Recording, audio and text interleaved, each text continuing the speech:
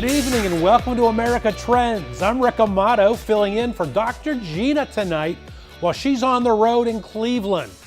Of course, she's there to cover the RNC convention for the weekend. Now let's get started with what's trending today. There's a lot trending, as there always is. What's on my mind is Indiana Governor Mike Pence being selected as Donald Trump's running mate on the Republican presidential ticket. It's Trump-Pence. That's what's trending today, among many things. And that brings us to our poll question. Do you agree with Donald Trump's decision to pick Indiana Governor Mike Pence for his running mate? Yes or no? Now, you can vote in that poll at u2america.com or use the U2 America app, available now for Apple and Android devices. Download it now if you don't already have it. All right, so that's what's trending. Check out the poll. We want to hear from you. Now, join me in studio to talk about what else is trending is political analyst and author Candace Chambers. Good to see you, Candace. I'm glad to be here, Rick. Great to have you. It's been a while. You've been a guest on my show many times in the past, but it's been about a year since we've seen each other. First of all, what's your take on this selection of Mike Pence by Trump? You like the idea? You know, I didn't think he was going to go that way. I actually thought he was going to go with Newt. I didn't think he was going to do that. I knew it was going to be either Christie or it was going to be Newt, but I had no idea. It kind of blindsided me. All right. That one. Now, do you like it? I'm not sure. Okay. The reason why is because I think Christie has a bigger base and Newt has a bigger base, and I think it's going to be limited now for him. It's limited, but as you know, Christian evangelicals have sat out the last couple of elections in large numbers, and they have felt unrepresented. Mm-hmm. Didn't feel represented when Mitt Romney ran. Now, I'm not saying that's right, but that's the case. Didn't feel represented when McCain ran against Barack Obama. Mm-hmm. So if he can capture that mm-hmm. with Pence, I understand what you're saying. Pence is socially conservative, but right. but you're tapping into a base that. Let me tell you something. I've said what I'm about to say, Candace. I've said twice on this show before. I know it's substance over superficiality. Mm-hmm. You know what troubles me about? Troubles might be too strong of a word. What bugs me about the pick? I don't like seeing two old white guys on a ticket. I really don't. Well, that's what I mean, because what I'm thinking is he's going to lose the millennials, and he's also probably going to lose the minorities and women. So he needed to probably bring in Christie at least because he has such a stronger base. What's wrong with, would have been wrong with Martinez, the Hispanic woman governor out of New Mexico? That would have been fantastic, actually. Nikki Haley. Yeah, that would have been fantastic. I don't get it. And I'm sure he didn't make this decision in a bubble. I'm sure he had the RNC advisors there, despite right. the relationship. I don't get it. Do you? I think it's probably his counterbalance. I mean, he's so one way, and then bringing in Mike Pence probably balances out a little bit. And who knows? It might be just like that perfect marriage. I mean, they're opposites attract. Who knows? Yeah. Well, and again, I felt the same way when Romney picked Paul Ryan. Ryan's mm-hmm. not old, but I didn't get it there either. Mm-hmm. All right. Here's what's trending as well. Today is supposed to be, quote, the day of rage. Yes. Put together by the group Anonymous, which is a group of anarchy.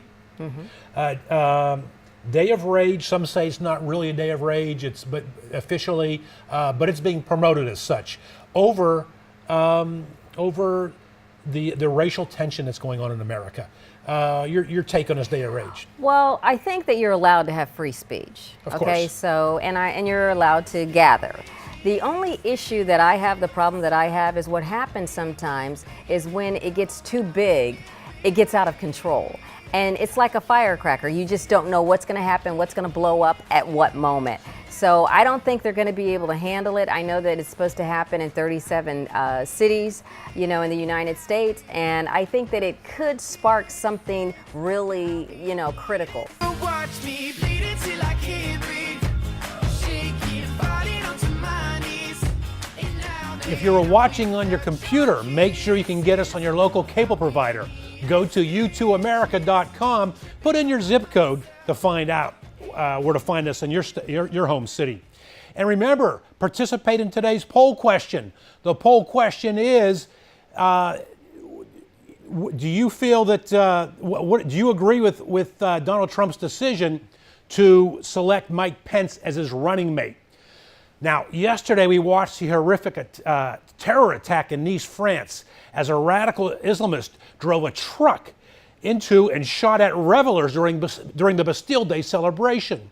The violence is unending, taking the young and the old. Ladies and gentlemen, when will this stop? And when will the PC deniers, the politically correct deniers, admit that this is radical Islam? Joining me now to discuss this event and this issue is foreign affairs expert Sarah Condor Fisher. She joins us at this time from Burbank, California. Sarah, welcome to the show. It's a pleasure to be with you, Rick. Thank you. You know, Sarah, first thing I want to ask about is this. This really caught my attention today. The head of the police force in France today said that there is a civil war on the cusp in France.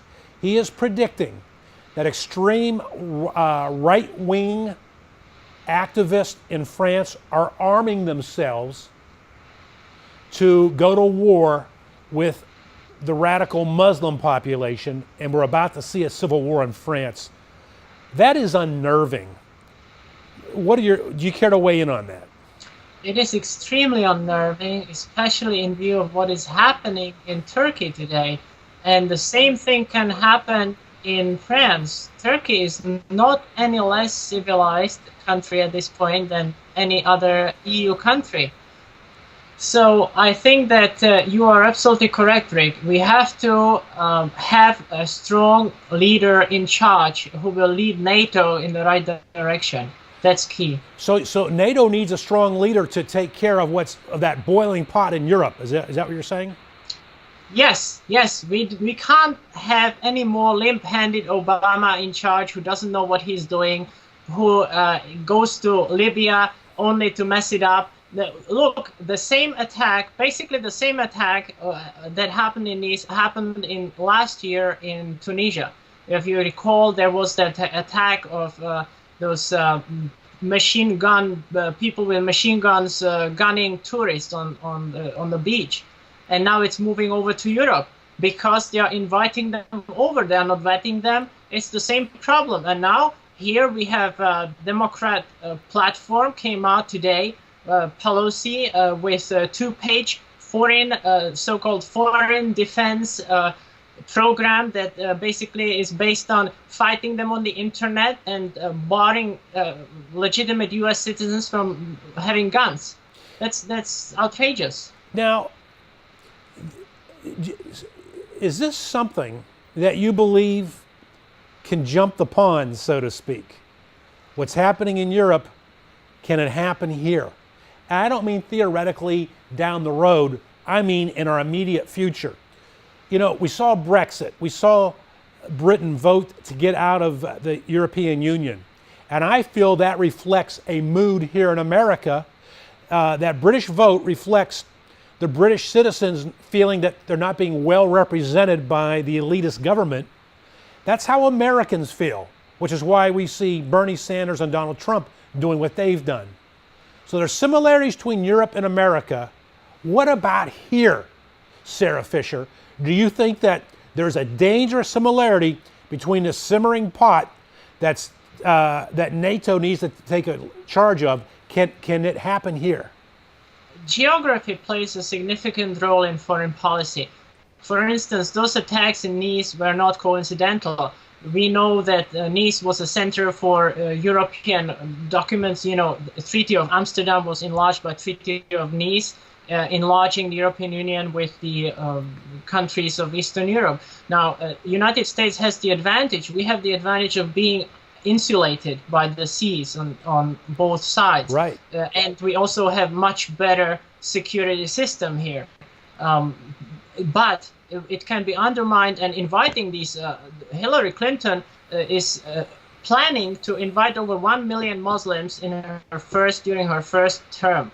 in office without any vetting. There's no possibility of vetting them. They're not just Syrian refugees. They are from Pakistan. They are from Afghanistan. They are all people that hate us from all over the world, and they cannot assimilate. All right. And that's a problem. Now, let me jump in here. Again, I want to underscore what you said. You're right. We've been blessed to have an ocean on our east and our west border, and two very docile and friendly neighbors on our north and southern border, even if there may be some problems on that southern border. For the most part, I mean, those are some very chill-out neighbors, if you will. Now,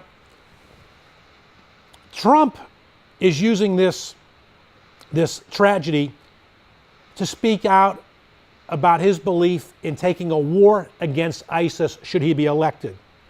Hillary, on the other hand, is saying that this is an incident which shows that we need to reach out to Muslim nations and build on what we have in common and isolate those extremists from those moderate Muslims. Which camp do you fall in? Both approaches have something to them. You cannot simply insulate yourself from all Muslim nations. We have to have cooperation there, but we also have to fight them with brute force, because they are just brutes, they are primitives. I just wanted to point out that Nice is Promenade des Anglais is also in a way symbolic, historically symbolic of the British going there, expanding, building that promenade for themselves during the 19th century. And that's kind of symbolic also of British imperialism, on old history of expansion. Let us not forget this happened on Bastille Day, which is a celebration of the overthrow of feudalist society. Yeah. And it's very significant. The date is significant. The location is significant. So we have to be careful about these particular geographical facts, historical facts, everything that plays a factor in their attacks. Sarah, we have to leave it right there. We thank you for joining us on this sad, tragic day after. And I agree with you. It takes an approach that involves both methods, reaching out to those Muslim nations, but taking the fight to ISIS. Thank you for joining us, Sarah Condor Fisher. Up next, Black Lives Matter. But what about blue lives? More America Trends coming up. I'm Rick Amato, sitting in for Dr. Gina. Stay with me. And one by one, All the way from sunny SoCal into 32 million homes and counting. This is America Trends. I'm Rick Amato, sitting in for my very good friend, Dr. Gina. Our poll question today: do you agree with Donald Trump's decision to pick Indiana Governor Mike Pence for his running mate? Yes or no? Vote in that poll at u2america.com or use the U2 America app, available now for Apple and Android devices. Download it if you do not have it already. All right. Black Lives Matter, but so do blue lives. All the way from Tampa, Florida, is Pastor Aubrey Shines, who came here to shed some light on this. Pastor Shines, good to have you with us. Thanks. Great being with you guys again. Thanks for having me. Pastor Shines, I want to talk about, I know blue lives matter, and we're going to get into that. I want to talk about this Black Lives Matter for a moment. I want to get your take. I say they are a group of anarchists. Not all the people who support them. I'm talking about the leaders. They believe in anarchy and violence, and the media naively supports them, the mainstream media in general, and it's become cool, hip, politically correct to support them. What they're doing is they're exploiting people's emotions during emotional times to promote their agenda. I looked at their website. I don't have the exact wording in front of me, so I'm paraphrasing. Sure. Among their agendas is to disrupt the Western nuclear family. Disrupt the Western nuclear family so that those that are not part of the traditional family get more support.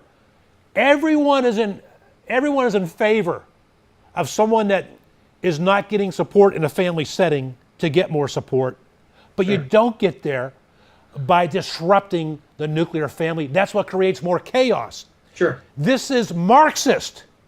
It's a Marxist ideology, this disrupting the nuclear family and then using violence as a way to exploit people's emotions. Sure.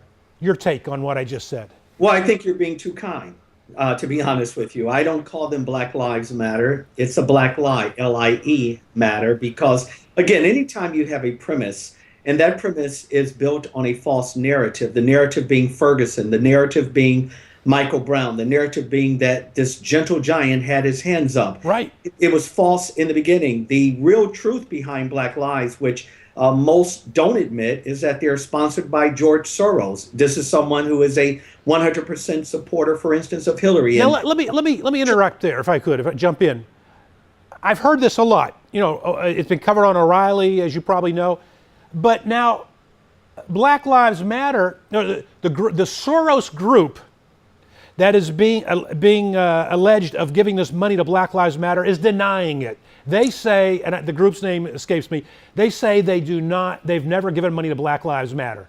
Well, it's a lie, and I know it for a fact because as part of clergy, I was invited down to Ferguson. I declined to go, Rick, and there was a reason. And when you speak of the naivety, the media being naive, I'm sorry, you're much more kinder than I am. The major media outlets, you're talking 91% of every major media outlet, they have a left ideological perspective and philosophy out there. They're not naive. They are intentional. They are as intentional as this feckless, inept president that is our current commander-in-chief. And again, imagine for just a moment any specific group that espoused, let's say, white power.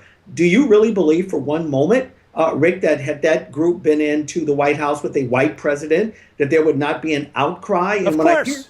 Of course. Yeah, of course. And when I hear the lie... All right, but here's what the media would say. They would say folks of color have had a hard time historically in America, and Caucasians have lived a privileged life. What is that? Okay.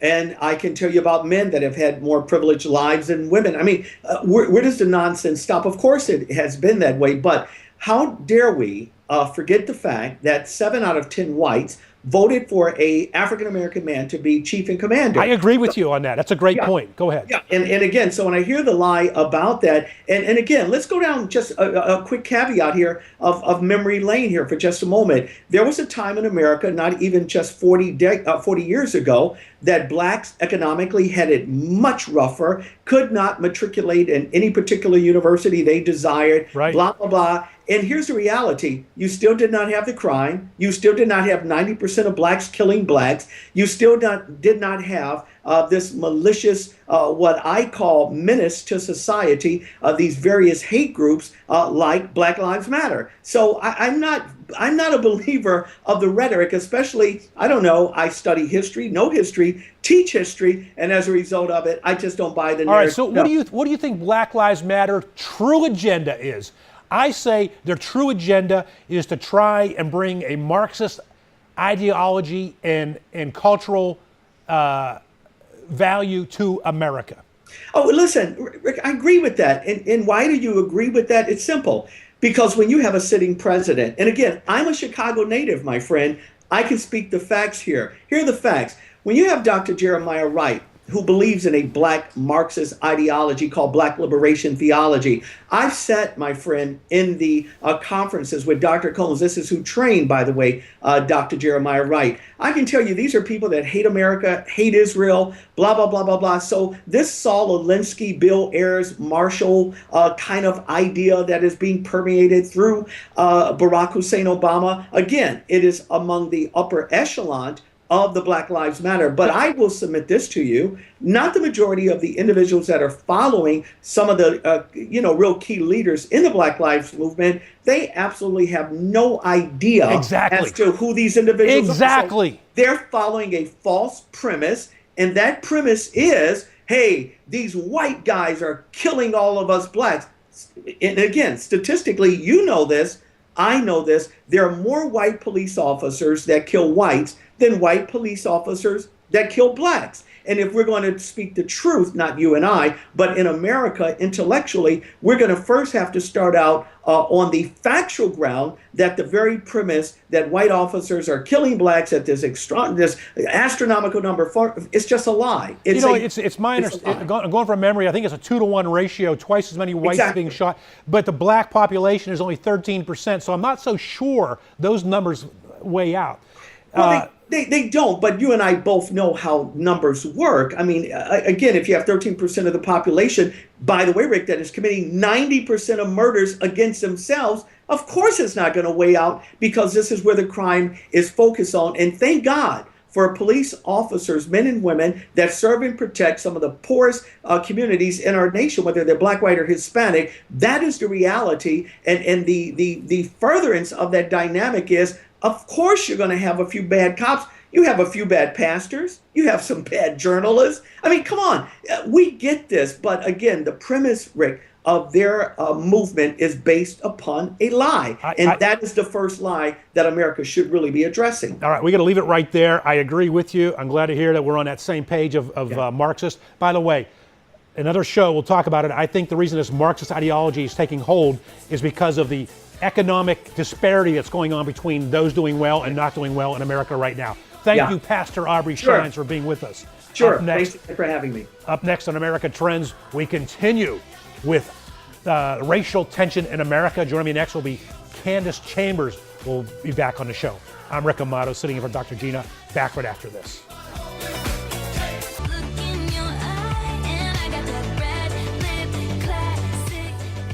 At America Trends, we only talk about what your social media says is trending.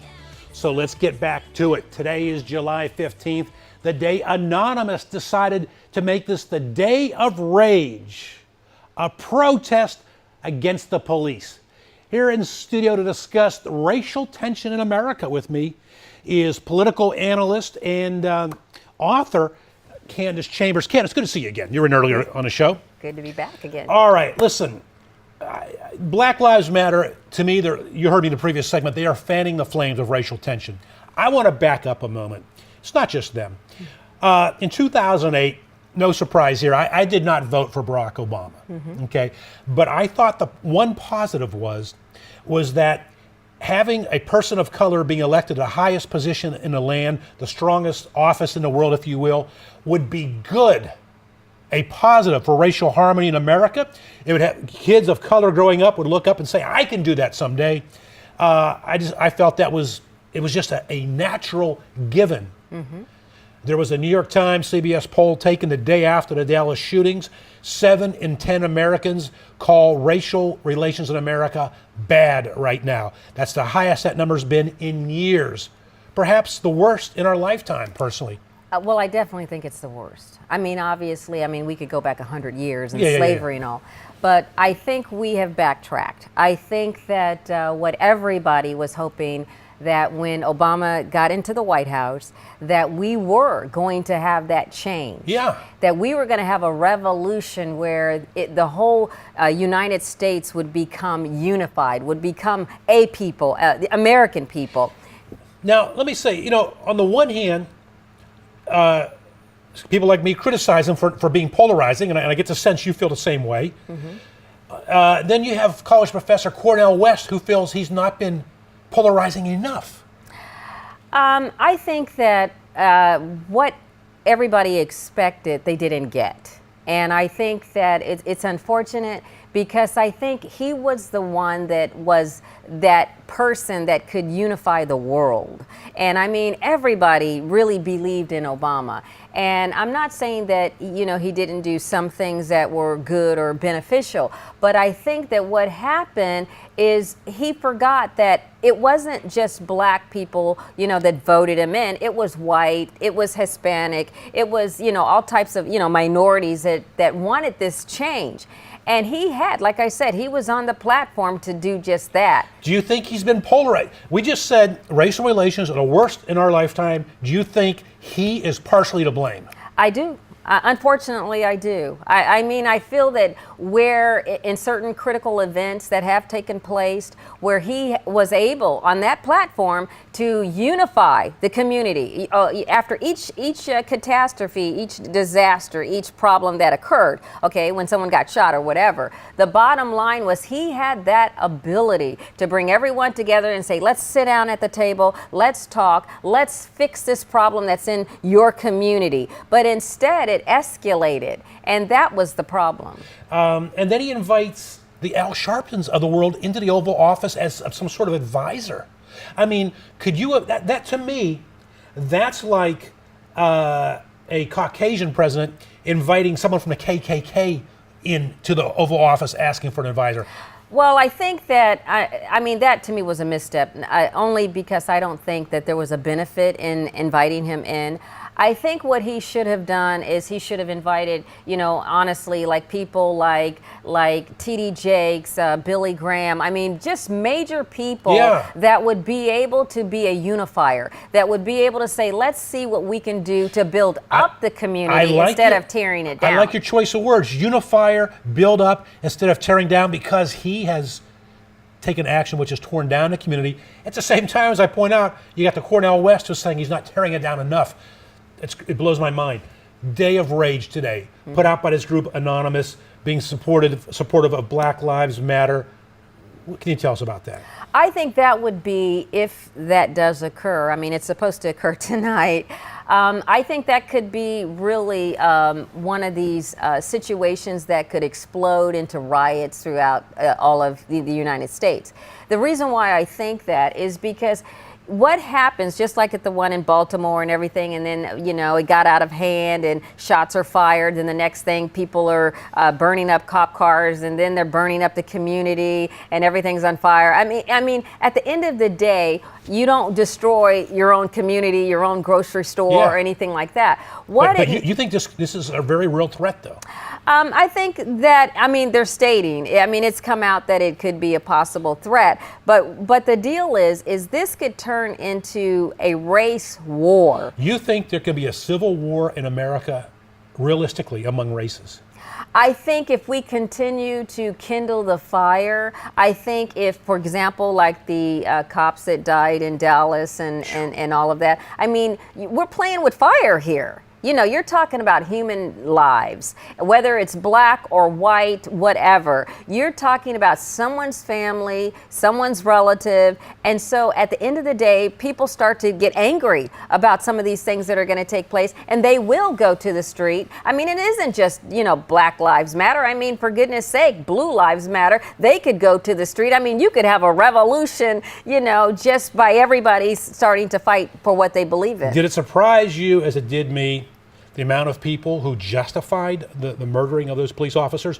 One of the former beauty pageant winners, I forget who it was, African-American woman, one of the first from the state of Alabama, went on Twitter and justified those shots. Well, you know, obviously passions were raging, and I'm sure that everybody just really, because what we saw from the video, the person getting shot in the car and all of this, and the person on the street getting shot point blank like that, obviously there's no way that you could stomach that or take that. But the problem that most people don't see is that we have become cold to humanity. This is a human life. It doesn't matter what color it is. What matters is that you do the right thing. And there's an accountability and there's a responsibility to everyone to love your neighbor. I mean, even policemen, they should get into the community and they should help the community. They shouldn't, you know, just assume that a black person is guilty or is doing crime. But then again, on the other side, even the blacks and minorities, they shouldn't assume, you know, as well that all cops are bad. So there has to be some type of, you know, reevaluation to be able to communicate and to get the community together. We need to leave it right there, Candace. We need more, I wouldn't want to say, stable voices, voices of reason. Voicing of reason, precisely. That you just provided right there. All right, Candace Chambers. Coming up next, it's our rapid fire round. More America Trends coming up. I'm Rick Amato. But first of all, check out this video trending that's burning up the web today.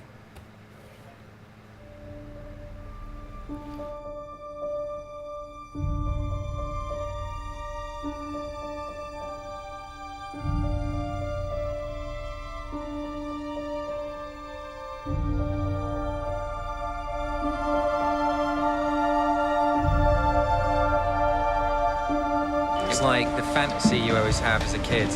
Everywhere is an amazing shot with amazing characters.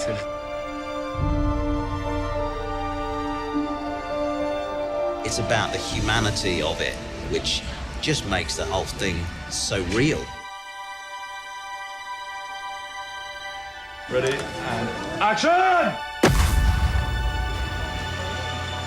Your heart's beating and you're actually in this situation.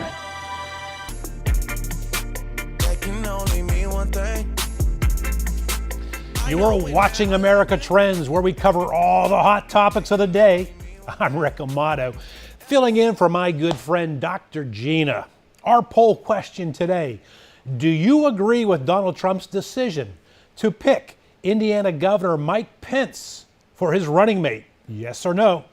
Vote on that poll at u2america.com or on the U2 America app. Download it if you don't have it already. All right, it's time for our rapid fire round. This is where we zip through the trending topics of the day that didn't deserve an entire segment. Here to help me out is comedian and former Clinton White House intern. No, not Monica Lewinsky, but instead Will Voigt. Will, welcome. Rick, hi, how are you, sir? It's good to see you. Let me go ahead and apologize right off the bat, because I know that you called Jerry Seinfeld, and I know that you called Louis C.K., and I know that you called Jim Gaffigan, who's on tour with Ted Alexandra, and all. They said no, and I was available. So here we are. Well, I didn't want to disclose that, but since you did, okay. No, listen, I just got off the phone with Governor Chris Christie, who's actually in a drive-through KFC in New Jersey, burying himself in a bucket with extra gravy. So, and I don't know if you know about this. Let's do a quick hit here. I've actually just emerged. I've emerged, and a lot has gone on in the world, as you've discussed on the show. I wasn't watching it because I had to shower for television, but I've been playing Pokemon Go, Rick Amato, nonstop, I would say for 76 hours. And you know what happened? What? Rick, I unlocked a secret level. I took a screenshot of it, you know how you do on your iPhone? Yeah. And I sent it to your producers. Look at this. I had no idea. This is what and that is just a precursor to, because you know when you get to the RNC on Monday, or as I like to refer to it, a very special episode of Saturday Night. What do you make of this, Will Vogt? These people running around playing Pokemon, for our viewers who may not be aware of it, it's basically you use your iPhone to try and capture a digital creature. Now, people, check this out. The Holocaust Center in Washington, D.C. is complaining that people are going in playing Pokemon Go. Well, listen, that's a hot spot for the Pokemon to go. They want to be around an eclectic, diverse. I mean, and anywhere is not off limits. So I'm not surprised that the Pokemon has gone to the Holocaust Center. I've also heard that he's underneath Donald Trump's hairpiece as well, which we might see this week at the RNC. That'll be a hot spot for Pokemon. By the way, do you have your ticket to Ghostbusters, Rick? Do you have your ticket? Because it's opening this weekend and it's trending. Ghostbusters, all women. Which is great if you like women. If you don't, it's still fine. There's men in the movie. Melissa McCarthy's in it. It's that's going to be great. And we should talk about Mike Pence, shouldn't we? Let's talk about Mike Pence. Let's talk about hashtag Mike Pence, because I was at Pete's Coffee, and it just was all the rage here in Manhattan Beach, California, because Mike Pence didn't understand why he was getting so much attention. He's the manager over at the Pete's Coffee in Manhattan Beach, and he had no idea. I mean, I hadn't heard of him until I turned on Good Morning America this morning. I didn't know who the hell this guy was. I just knew that Donald Trump was going to talk, and Mike Pence apparently is just going to sit there and go. Now, you were an intern in the Clinton White House. There could be another Clinton in the White House. What's that mean for you, Will Voigt, You back in the White House? That's when I spent. That was when I first met Hillary Clinton. That's me. That's me right here. That's when I'm in college, and this is before I got the job. This is when I met Hillary Clinton. That was the day that the Monica Lewinsky scandal broke national news, and she still upheld her commitment and gave me a job. Okay, and I've got my little American flag. I can't make the RNC because they're not going to let me in. And I'm just hoping and praying for Bill Clinton to be back in the White House because I want to take a tour with him as the first gentleman. I want to hang out with Snoop Dogg, smoking J's in the East Wing. That would be fabulous. By the way, also trending, Rick Amato. Also, I don't know if you've gotten your Hamilton on. Have you gotten your Hamilton on? I have not. That is Tony winner Daveed Diggs of the 11-time Tony-winning Pulitzer Prize musical Hamilton, who announced this week with Renee Elise Goldsberry that they're leaving the cast. This was their last week in the show, so you've got you've had most of the principal cast has stepped out. That's Daveed there with The Future of America. Rick Amato. That's young Carter Vogt, who's 13 years old. That was on his 13th birthday. And if you haven't had a chance to get your Hamilton on, my God, if you haven't been one of the lucky ones to pay $10,000 for a ticket, my God, you don't know what you're missing. They just announced the cast in Chicago. The show's going to sit there. Very talented actor Joseph Morales is going to be playing the alternate to Hamilton, and he was the first guy to replace Lin-Manuel Miranda in The Heights on the national tour. So, I mean, if you're going to be hip, Rick, if you're going to be current, you got to get your Hamilton on. Also, I wanted to mention that I think that the RNC might turn into a chorus line. Do you know what I mean? I just feel like How so? Well, it's just a bunch of, people kind of posturing and auditioning, for a role that they're never going to get, Rick. Let's be honest here. We're not going to give Trump the keys to the nuclear missiles. It's just not. Well, he's leading in a new poll today, and I forget which one it is. I mean, LA Times or something like that. A new poll, Trump is leading. So it's interesting. Now, Uber is trending today. They're providing free ice cream to people who use Uber. Which is great in Los Angeles because with the amount of homeless people that we have here, they need to eat and they need a ride. The Ford factory has some fun robots working there. They make coffee and give fist bumps to human workers. What do you make of that? When I first heard that story, Rick, I didn't see the word fist, and I just saw that Ford was giving bumps out to the workers, and I thought, wow, like this is going to turn into a 12-step program really quickly. And then I realized that it was coffee, and I was like, of course. But, it's good that Tesla is making cars to try to better the planet, and Ford is just trying to caffeinate their workers so they can make as many combustible machines as possible, as fast as possible. We got to churn these things. Now, President Obama's town hall meeting is not trending today, Will Voigt. The town hall meeting called Race in America was beaten by reruns on networks last night. Do you think people are ready for the Obamas to exit side stage? Well, I don't know if they're ready. I think they're just terrified. They're terrified of what's going to happen. Are we going to take the former host of a reality show and put him in the There you go.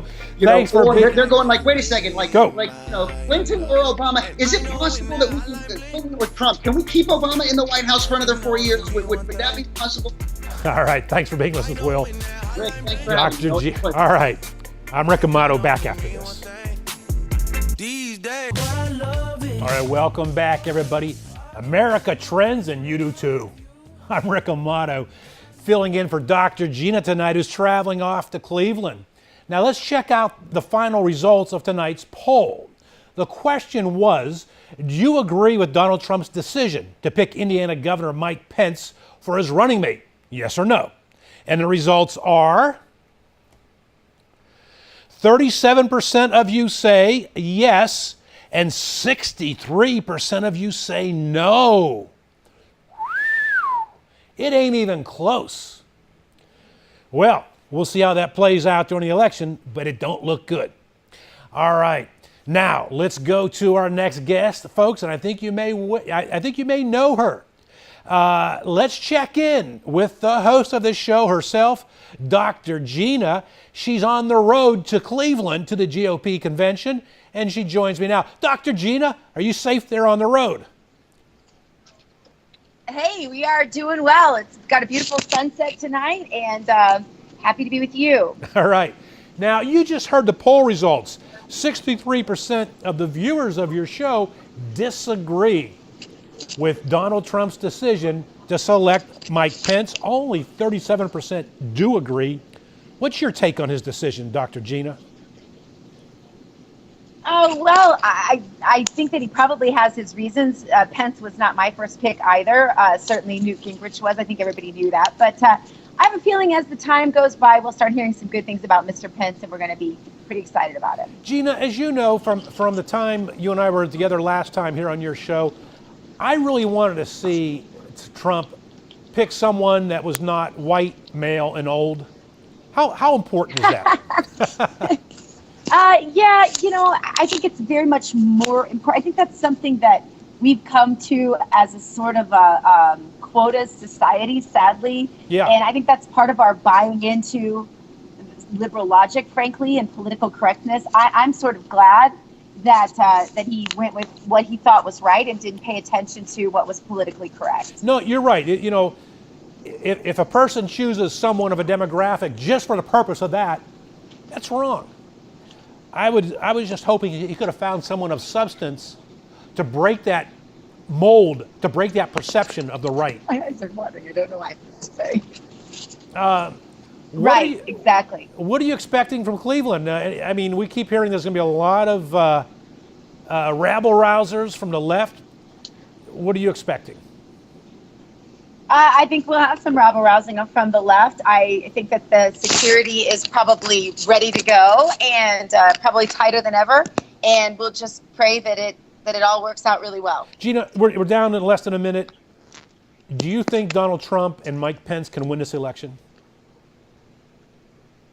I absolutely do. I think it's more about Donald Trump than Mike Pence, right. But I absolutely do think that he can win. I think that especially in light of the terror that's happened and that continues to happen, I think we're starting to see the difference between take a tough approach to foreign policy and somebody who takes really essentially no approach to foreign policy like Barack Obama and Hillary Clinton have. You know what's interesting, there's a poll out today, and I don't have it in front of me. I'm going from off the top of my head. It's a major newspaper like the LA Times, I think. Trump is up 2 points in the latest poll. I think it's the LA Times. Not 100% sure, but it's one of the major newspapers. Dr. Gina, thank you for being a guest on your own show.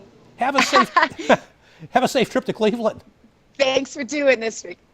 Thank you so much. My pleasure. There's Dr. Gina. You will see her again here Monday from the convention. All right, join us next time on America Trends. I'm Rick Amato, filling in for Dr. Gina tonight. Check out my website, politicsprofits.com. Thanks for watching. Keep trending, America. But I love it. I can feel my face when I